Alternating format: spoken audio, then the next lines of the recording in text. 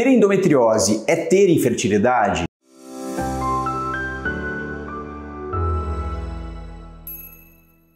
Essa é uma pergunta muito feita, tanto no consultório quanto na rede social. Bom, vamos começar do começo. Ter endometriose é ter um risco importante para a infertilidade. Vamos falar de uma outra forma? Dos casos de infertilidade, a gente sabe, dos casos femininos de infertilidade, 50% está relacionado à endometriose. Então, ter endometriose é ter um risco importante de ter infertilidade. Toda paciente com endometriose vai então ter infertilidade? Já falamos que não. A gente sabe que dos casos de infertilidade, 50% responde por isso, e das mulheres que têm endometriose, mais ou menos 60% conseguirão engravidar de forma natural e em casa. Mas pelo menos 40% vai ter essa dificuldade. E por que isso acontece? Porque é uma grande inflamação, é uma inflamação crônica, tá? Trata-se de uma doença inflamatória. Essa doença inflamatória leva à dificuldade para engravidar. Por quê? Dificulta a subida de espermatozoide, dificulta a ovulação propriamente, então ela pode mexer tanto na qualidade da ovulação, quanto no chegar do óvulo ao final da trompa, onde vai encontrar com o espermatozoide. Então, os dois gametas são prejudicados pela doença, tanto o espermatozoide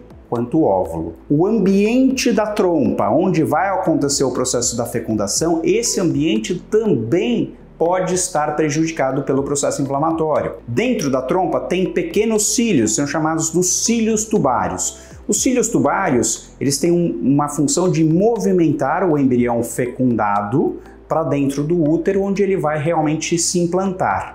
Qual que é o problema? A inflamação pode parar esse movimento.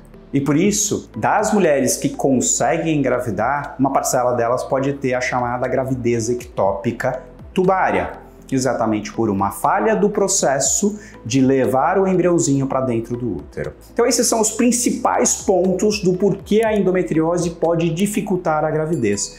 Mas às vezes a gente se depara com uma mulher que tem uma endometriose até grave, até importante, muitas vezes o que a gente pode chamar de endometriose profunda, mas que conseguiu engravidar até de forma fácil. Então não é uma condição que a gente tem certeza que ela vai ter dificuldade. Agora, alerta. Vamos supor que você está diante de uma paciente com 35 anos, 37 anos, vamos supor que seja você. A idade é sempre um fator de risco maior para a infertilidade. Se você já tem o risco da própria endometriose, isso tem que acender um alerta. Você precisa ter uma avaliação boa das suas trompas, você precisa que o parceiro avalie bem essa questão do sêmen, mesmo que você não tenha nem tentado engravidar ainda.